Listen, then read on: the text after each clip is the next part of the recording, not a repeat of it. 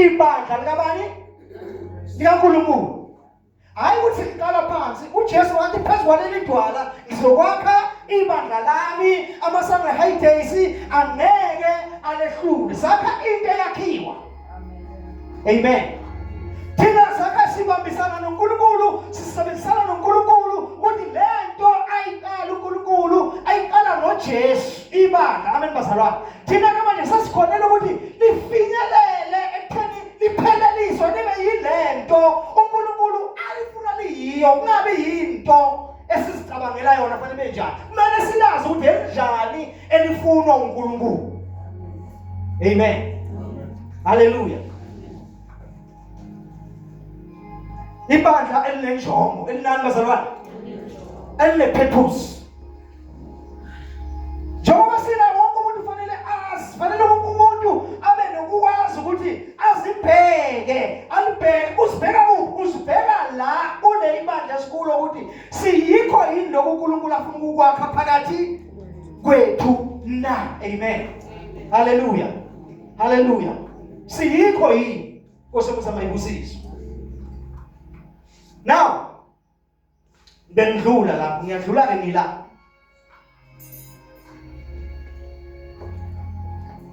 Endabeni yokuthi uma susebandleni, ibandla kulona noma ngabe yini lapho khona khona, you must understand what is the vision, what is the message.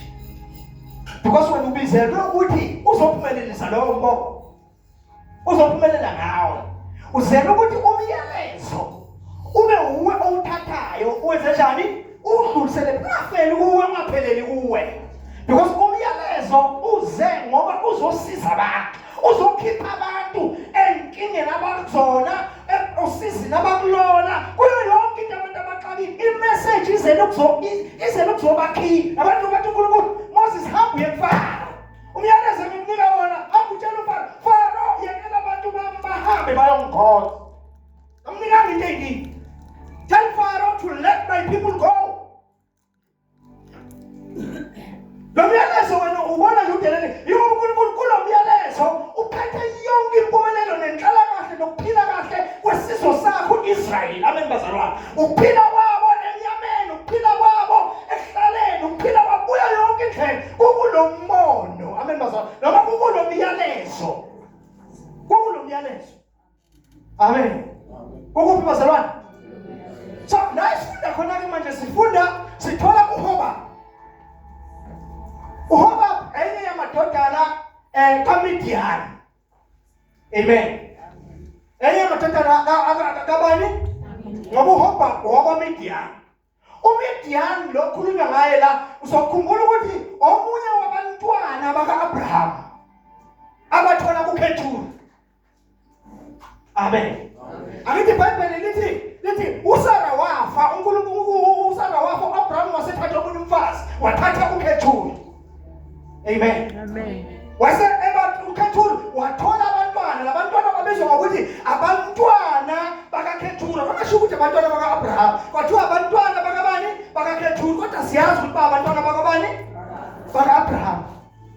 So uma balake labantwana babala banamagama. Lo Midian lo utholakala lapho kulabo bantwana labo. Kusho ukuthi wasuka wahamba wayezweni elithize wafika wayitholela indawo yasibizwa ngokuthi kuKwaMidian. Amen. Kukwabani? KuKwaMidian. Yabizwa ngaye. Nabanye bakhona nabo bahamba nabo bahlala nabanye bashona le. Kodwa lo uyamentionwa lo. Khulunywa ngaye manje la. Amen. Right. Lo Hoba uyafika la usuka le kwaMidian. Uza la kuMoses. Ufika uMoses ubhizi. Ubhizi uMoses nabantu, ubhizi uMoses. Uthi uyambuza ukuthi Moses yini le oyenzayo phakathi kwabantu?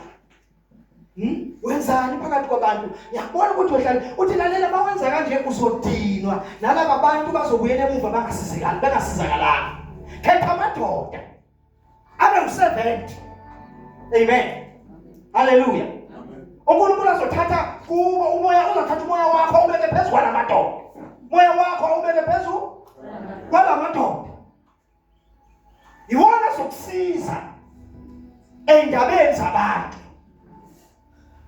Bona bazothetha amacala abantu, balamula abantu, babheke inkinga zabantu, benze yonke into. Uthi indaba ezinkulu ezibehlulayo zizolethwa kuwe. Amen. Zizolethwa kubani? Kuwe. So into yokuqala sitholayo, sithola ukuthi uNkulunkulu uthatha umoya oMoses ubeka kulabantu. Ngoba labantu bazohamba nobani? Bazohamba nobani? Ngoba bazohamba noMoses. Akathathanga wakho uNkulunkulu umoya wawubeka kulabantu. Wathi uthatha kaMoses wawubeka kulabantu ngoba banele bahambe nobabe moya munye nobani? NoMoses. Amen. Uthike nomuntu leyisemuva le. Uthike nomuntu uma uNkulunkulu ekuyala kanje ekwaluleka kanje. Yabona? Yabona ukuthi nomuntu umpriest kaNkulunkulu lo akakhulumi nje ngoba eyikhulumela, ukhulunyiswa uNkulunkulu. Uletha ikhansela uyaluleka. Ululeka bani? uMoses. Ukhumbula ukuthi lo muntu lo akuyena lo muntu lo azange akhulele kwaIsrayeli. Akuyena kwaIsrayeli. Ngisho uMidian lo. NoHobab lo uzalwa uMidian asiyona kwabani? Okwa-Israyeli. Kodwa manje wazi izindlela zikaJehova. Wazi ini?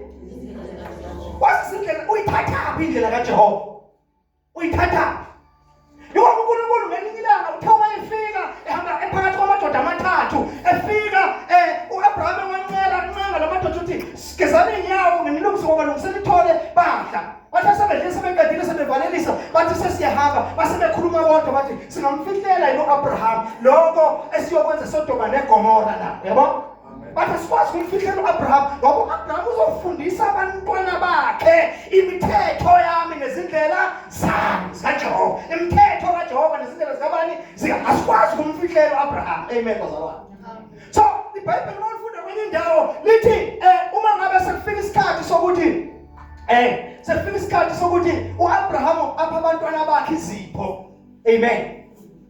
Siyazi ukuthi umuntu wanikezwa okukhulu Isaka ngibazalwa. Amen.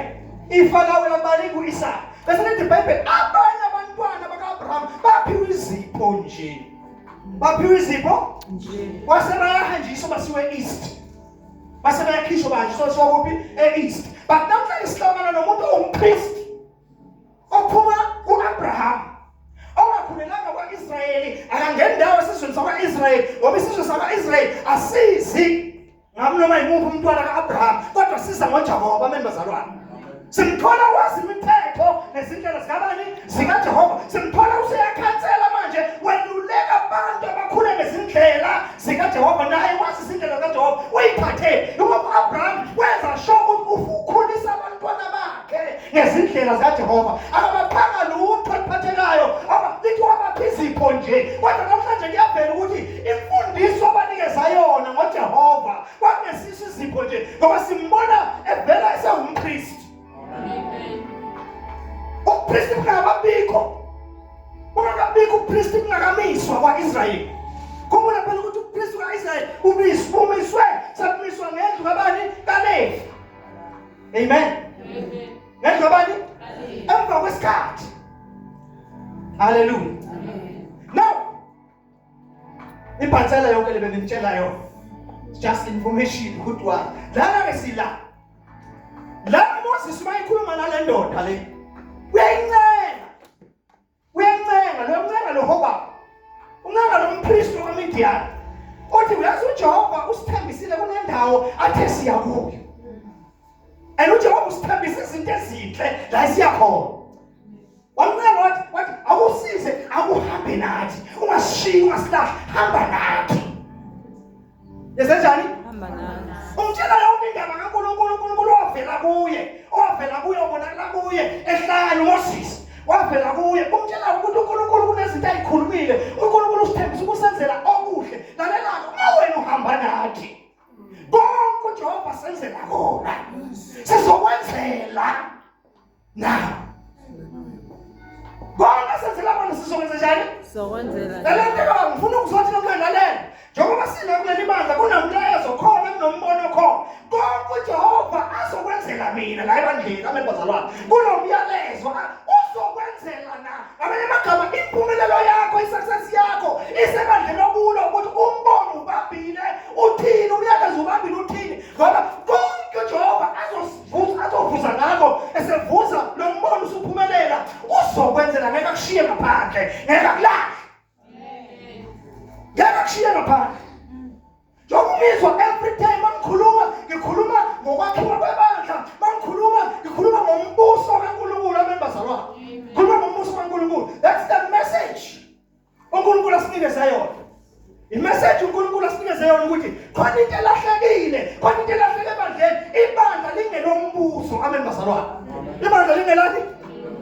Ibandla lingombuso, ibandla limela i-government kaNkulunkulu abembazalwane. uNkulunkulu ufuna ukureign, ufuna ukubusa emhlabeni, but ufuna ukubusa through ibandla. Uthe ngalo Jesu masame high days, ngeke ahlule ibandla. Amen. But iliphi ibandla lis-understandayo ukuthi iyini injongo kaNkulunkulu ngalo. Ibandla li-understandayo ukuthi amandla alo akuphi. Ibandla li-understandayo ukuthi impumelelo yalo ikuphi. Ibandla li-understandayo ukuthi ukuze sikwazi ukubusa umhlaba, amen bazalwane, njengebandla iziphi izinto kufanele sizenze, and masizenza